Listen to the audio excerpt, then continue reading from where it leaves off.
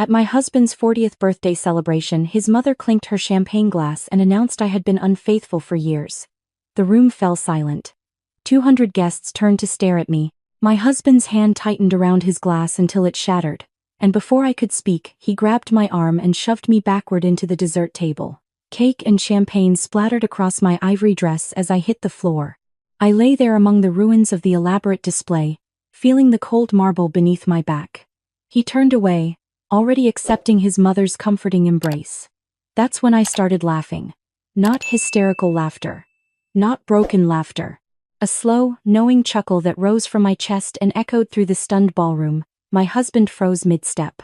His mother's perfectly composed face flickered with something I had waited 3 years to see: fear. The morning had started like any other Saturday in our penthouse overlooking Central Park. Gray November light filtered through floor-to-ceiling windows that cost more than most people's houses.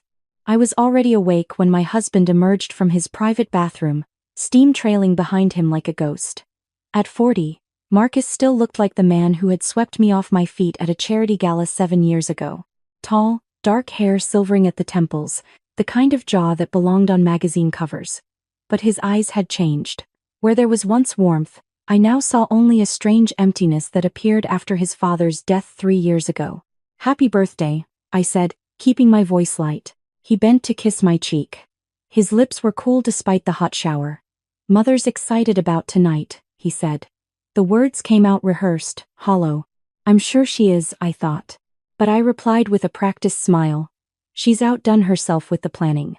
The Plaza Ballroom, 200 guests, that string quartet from Vienna. Marcus nodded, already checking his phone. His fingers moved across the screen in patterns I had memorized over the past 2 years. Quick scrolls meant normal correspondence. Slow, deliberate typing meant he was communicating with his mother. Right now, it was slow and deliberate. "I should get ready for the foundation meeting this morning," I said, rising from our bed. The bed we hadn't shared intimately in 18 months. He didn't look up. "Don't be late tonight. Mother wants us there by 6 for photographs." Of course. I retreated to my dressing room, the only space in our home without the surveillance cameras his mother had insisted we install after a fabricated break-in attempt 2 years ago. I had discovered the hidden devices during a methodical search 6 months later.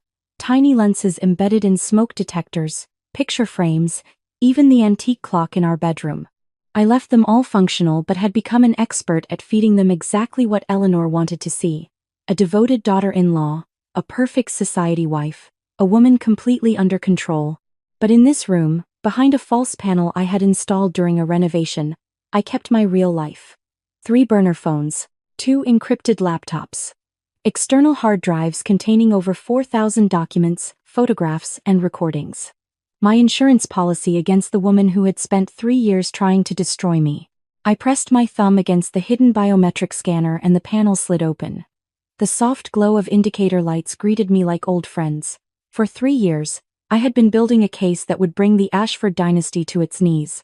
Not for revenge, though that would be satisfying. For survival. And for Marcus.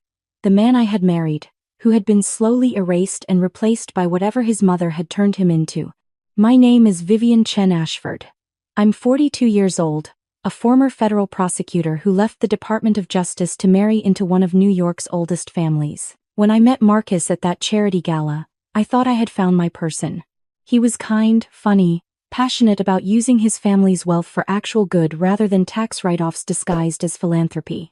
His mother Eleanor had seemed welcoming at first, the gracious matriarch delighted that her son had found love. The mask slipped exactly 3 weeks after our wedding, when Marcus's father died suddenly of a heart attack.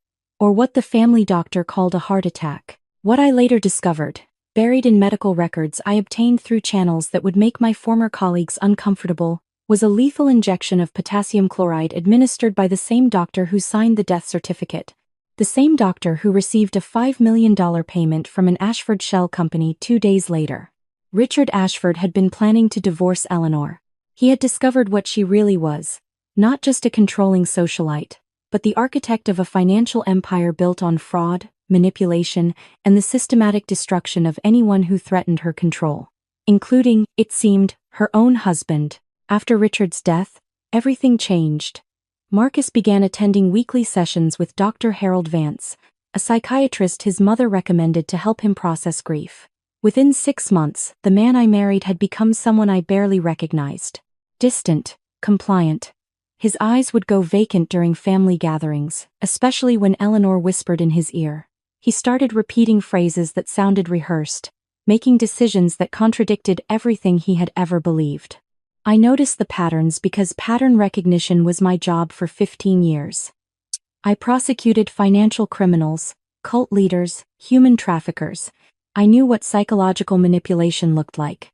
And I knew, with growing horror, that my husband was being systematically conditioned by his own mother. It started with small things. Marcus suddenly hated restaurants he used to love. He stopped seeing friends his mother disapproved of. He began checking in with Eleanor multiple times a day, calls that left him agitated and confused. Then came the bigger changes. He signed over power of attorney to her. He moved foundation assets into accounts she controlled. He began echoing her opinions, her prejudices, even her speech patterns. The day I found him staring blankly at a video message from his mother, eyes fixed, body rigid, repeating phrases I could barely hear, I knew I had to act. But confrontation would be useless. Eleanor had spent decades perfecting her techniques. Marcus would defend her without even knowing why. And I would become the enemy, isolated and easily eliminated. So I began documenting, recording, investigating. I traced the payments to Dr. Vance, categorized in Ashford accounting as consulting fees but totaling over $2 million over 3 years. I found research papers Dr. Vance had published decades ago on behavioral modification techniques, work that had been denounced by the psychological community but apparently found a wealthy patron. I discovered the shell companies funneling money from the Ashford Foundation into Eleanor's private accounts, the bribes to city officials, the systematic destruction of business competitors through manufactured scandals and legal harassment. And I found the others. Former employees who had tried to expose Eleanor and found themselves unemployable, business partners who had been driven to bankruptcy, a previous daughter-in-law who had died in a suspicious car accident after filing for divorce, a pattern stretching back 40 years, all leading to one conclusion. Eleanor Ashford was a predator who had finally turned her techniques on her own son to ensure complete control of the family empire. I checked my watch. 7:15. Time to become Vivian Chen Ashford again, the devoted wife, the perfect accessory, the woman who suspected nothing. Tonight, at my husband's 40th birthday celebration, Eleanor would spring whatever trap she had been preparing. I had seen the signs over the past month. Secret meetings with her lawyers. Whispered conversations with Marcus that left him more vacant than usual. A new intensity in the way she watched me, as if measuring me for a coffin. But tonight, I would be ready. My contacts at the FBI, cultivated carefully over 3 years, were standing by. My evidence package, assembled with prosecutorial precision, was loaded and waiting on a dead man's switch linked to my phone's accelerometer and GPS. One wrong move, one act of violence, and everything would go live simultaneously to federal authorities, the New York Times, and every major news outlet in the country. I selected a deep burgundy gown for the evening. Eleanor had texted specific instructions for me to wear the pale blue Dior she had gifted me last Christmas, a gift that came with invisible strings, like everything she gave. My choice of burgundy was a small rebellion, but small rebellions had kept me sane while I assembled my case. The Plaza Ballroom glittered like a jewelry box when we arrived. Crystal chandeliers cast prismatic light across 200 guests. New York's elite gathered to celebrate Marcus Ashford's 4th decade of life. Politicians, financiers, society matrons, all people who owed Eleanor favors or feared her wrath. Not one of my former colleagues from the Justice Department had been invited. Not my sister from California. Not my college roommate who now lived in Connecticut. Eleanor had curated the guest list to ensure I would have no allies in the room. She glided toward us the moment we entered, resplendent in silver Chanel, her perfectly preserved face arranged in an expression of maternal warmth that I now recognized as a carefully constructed mask. At 68, Eleanor Ashford remained striking, the kind of woman photographed for society pages and feared in boardrooms. Tonight, her eyes held a particular gleam that made my pulse quicken. "Darling Marcus," she cooed, embracing her son. "And Vivian," She turned to me, her gaze flickering to my burgundy gown. I expected the blue. I wanted to surprise everyone, I replied, matching her saccharine tone. Something flickered behind her eyes. Displeasure, quickly masked. She linked her arm through mine and led me through the crowd, pointing out important guests as if I couldn't identify every corrupt official and compromised judge myself. Senator Morrison, Judge Blackwell, Police Commissioner Hartford, all on the Ashford payroll in ways that would be very interesting to federal investigators. The cocktail hour passed in a blur of air kisses and hollow congratulations.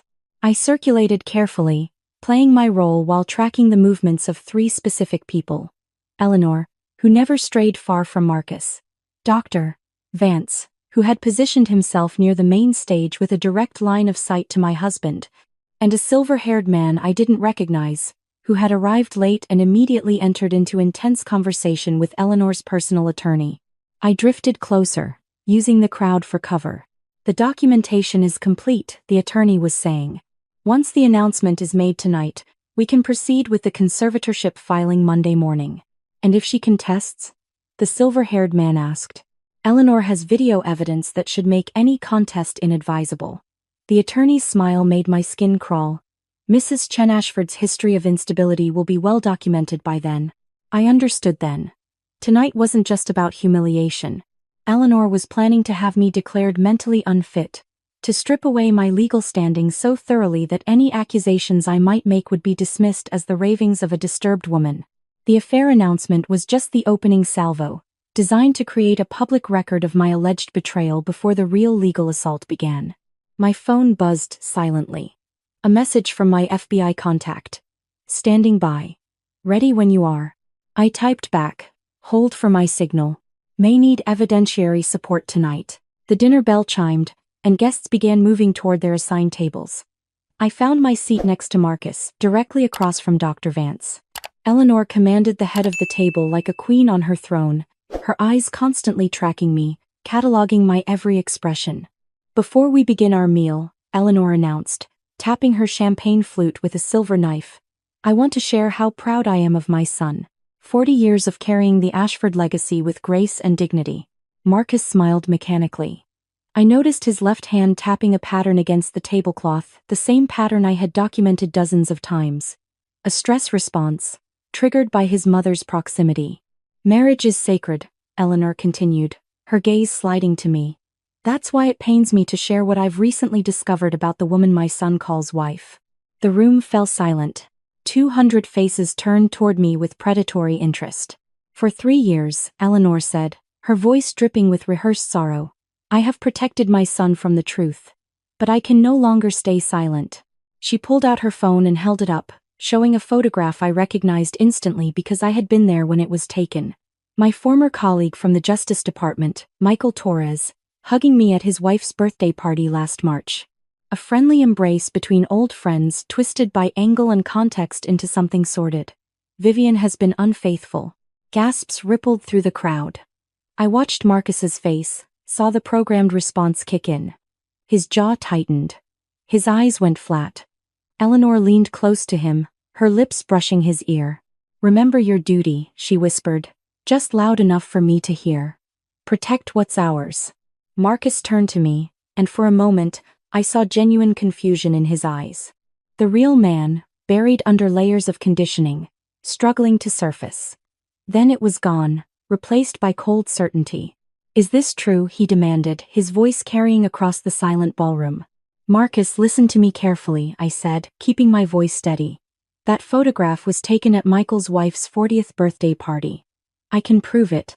Your mother has manipulated every piece of evidence she's showing you. Liar, Eleanor hissed. Her mask was slipping, her desperation showing. I have documentation. Witnesses. Your betrayal ends tonight, Vivian. Then Marcus grabbed my arm and shoved. The force sent me stumbling backward into the dessert table. Crystal and china shattered around me as I crashed to the floor. Champagne soaked through my burgundy gown as I lay among the ruins of a 5-tier cake. The silence was absolute. 200 members of New York society stared in frozen shock at the heir to the Ashford fortune standing over his wife like an executioner. I felt the impact register on my phone's sensors. My dead man's switch was armed. One more verified trigger, and everything would go live. But I didn't need the automatic system. I had everything I needed right here, right now. I started laughing. It began as a chuckle, soft and knowing, rising from my chest like bubbles in champagne. Marcus froze mid-step. His mother's face went pale beneath her perfect makeup. The sound grew, echoing through the silent ballroom, carrying every ounce of bitter triumph I had kept hidden for 3 years. Perfect, I said, rising to my feet. Absolutely perfect. I brushed cake from my gown, not caring about the ruined silk. Thank you, Eleanor. You couldn't have set this up better if you tried. Confusion clouded Eleanor's face. This wasn't in her script. The humiliated wife was supposed to cry, plead, maybe make wild accusations that would support the instability narrative. She was not supposed to laugh. What are you talking about? Eleanor demanded, her voice losing its cultured smoothness. I'm talking about the fact that everyone in this room just witnessed your son commit assault. I turned to address the crowd, falling into courtroom rhythms I had perfected over 15 years.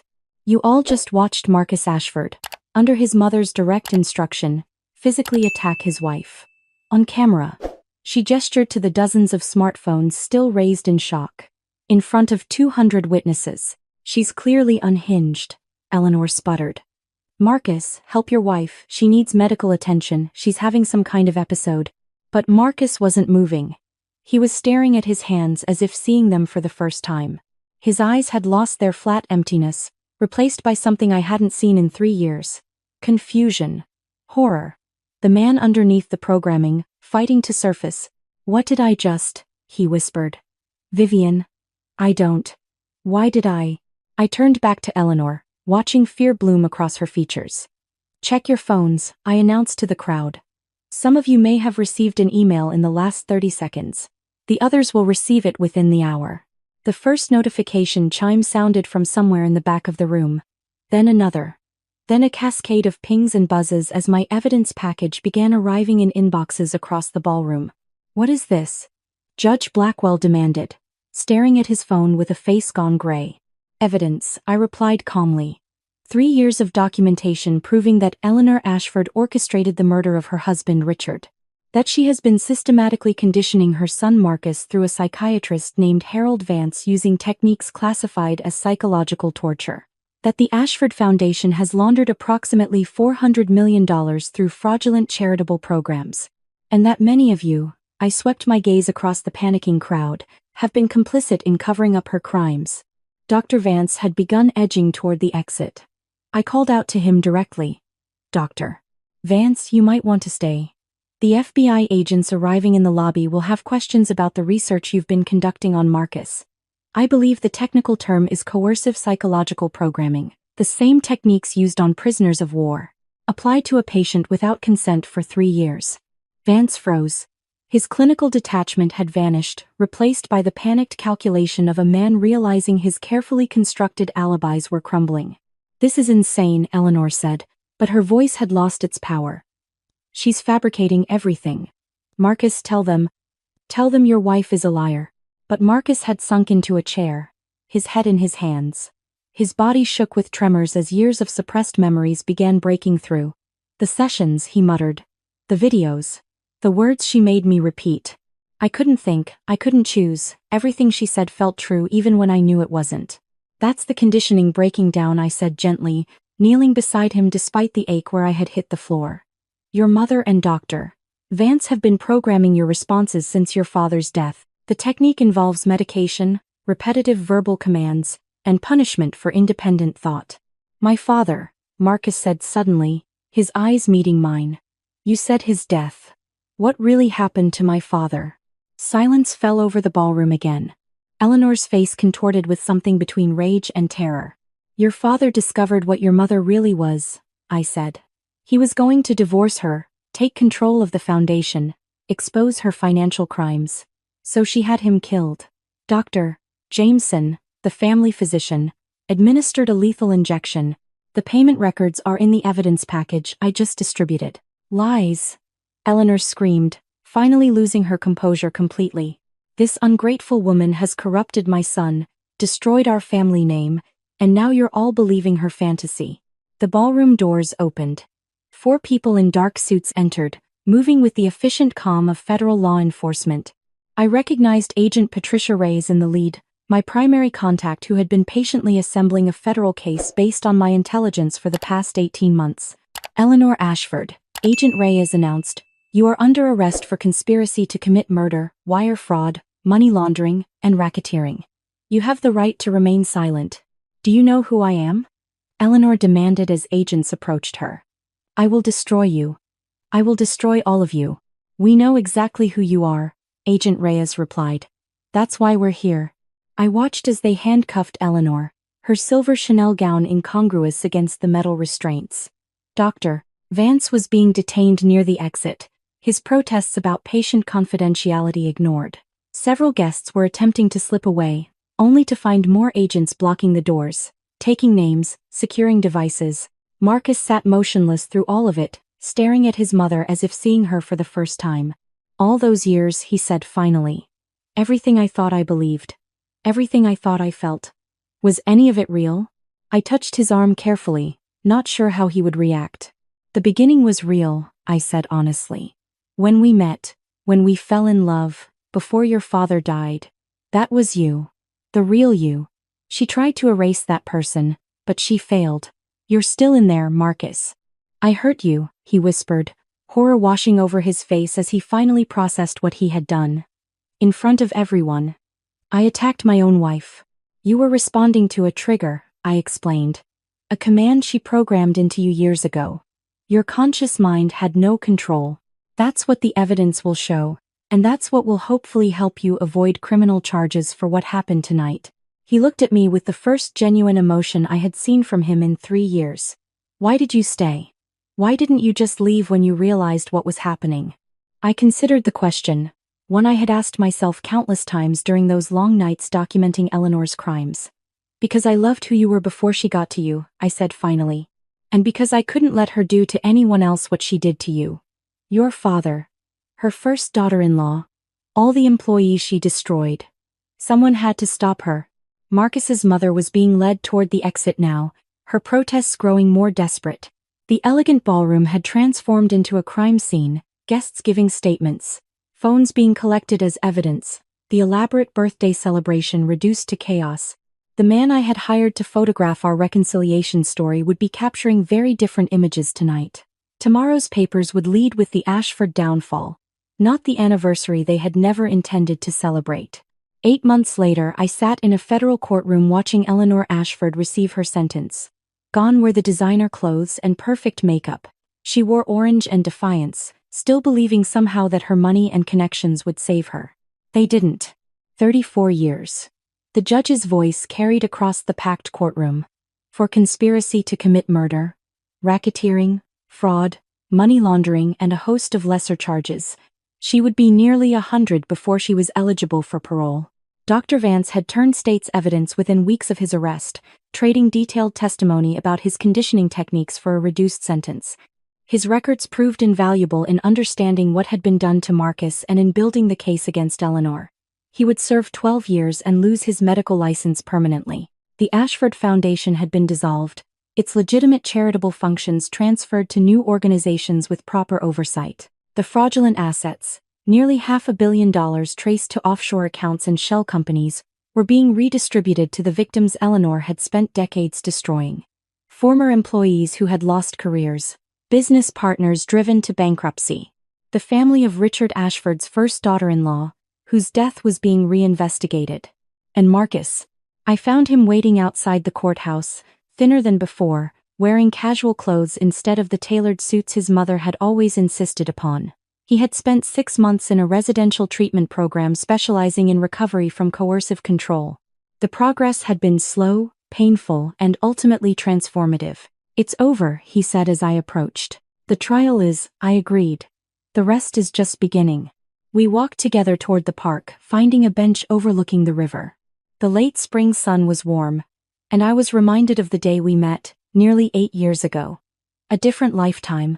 "My therapist says I need to stop apologizing," Marcus said. "But I don't know how to not feel responsible for what happened to you. What I did to you. You were as much a victim as anyone," I said. I've said it before, and I'll keep saying it until you believe it. Your mother weaponized you. The person who pushed me that night wasn't you, but the person who didn't notice what she was doing to me for years, he said quietly. The person who let her isolate you, control our lives, make you feel so alone you had to become a one-woman investigation unit just to survive. That person was me. Before the conditioning got bad. I should have seen it sooner. We've been through this, I reminded him. We were both manipulated. We both survived. What matters now is what we do next. He was quiet for a long moment, watching the boats on the river. The foundation, he said finally. The real one, the new one being established from the recovered assets. I've been asked to be on the advisory board, helping identify other victims of coercive control, funding research into recovery programs, supporting people trying to escape situations like mine. That sounds perfect for you. I want to do more than that, he said, turning to meet my eyes. I want to tell my story. Publicly. So that other people, other men especially, understand that this can happen to anyone. That psychological abuse doesn't look the way we think it does. That you can be successful, intelligent, privileged, and still be completely controlled by someone you're supposed to trust. It won't be easy, I warned him. People will doubt you. They'll say you should have known, should have fought back. I know. He smiled, the first genuine smile I'd seen from him since his father's death. But you taught me that truth has power, even when it's ugly. Even when it makes you vulnerable. You spent 3 years building a case that everyone said was impossible, against people everyone said were untouchable. If you could do that, I can tell my story. We sat in comfortable silence as the afternoon light shifted across the water. The question of our marriage remained unresolved, something neither of us was ready to address. Too much had happened, too much healing remained to be done, but there was something between us still, something that had survived years of manipulation and trauma. I resigned from the foundation board last week, I told him. I'm starting a new organization. Legal advocacy for victims of coercive control. Pro bono representation for people trying to escape abusive family systems. Of course you are, Marcus said, and I heard warmth in his voice. Real warmth, not the programmed pleasantries of the past 3 years. You never could stop fighting for people. Someone has to.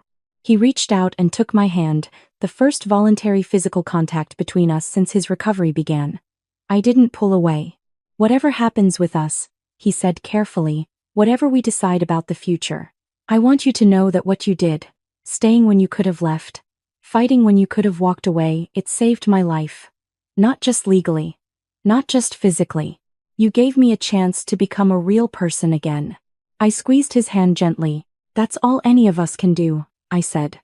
Give each other chances. We stayed on that bench as the sun set over the river, 2 survivors of the same storm, finding our way back to shore. The path ahead was uncertain. Healing would take years, maybe decades. But for the first time since I had discovered the truth about Eleanor Ashford, I felt something like hope. 6 months later, the Marcus Ashford Foundation for Psychological Freedom held its inaugural gala. Not at the plaza, not with Eleanor's curated guest list of corrupt officials and society predators. We chose a community center in Brooklyn, invited survivors and advocates from across the country, and served coffee and homemade desserts instead of champagne and caviar. Marcus spoke publicly for the first time about his experience. His voice shook at first, describing the sessions with Dr. Vance, the way his thoughts and feelings had been systematically replaced with programmed responses. But it steadied as he talked about recovery, about the slow process of discovering who he actually was beneath the conditioning. I watched from the back of the room as people approached him afterward. Men and women who recognized their own experiences in his story. Family members who finally understood what had happened to someone they loved. Professionals who worked with survivors of coercive control, grateful for the visibility his story would bring. He found me later, exhausted but lighter than I had ever seen him. That was harder than I expected, he admitted. But also more important, I felt like I was actually helping. You were, I assured him. You are. He hesitated, then asked the question that had been hanging between us for months. What about us, Vivian? Where do we go from here? I had thought about this constantly, weighing obligation against healing, shared history against the need for fresh starts. The truth was, I loved who Marcus was becoming. Not the man his mother had created. Not even entirely the man I had married. But the person emerging from the wreckage, thoughtful and vulnerable and finally, genuinely his own.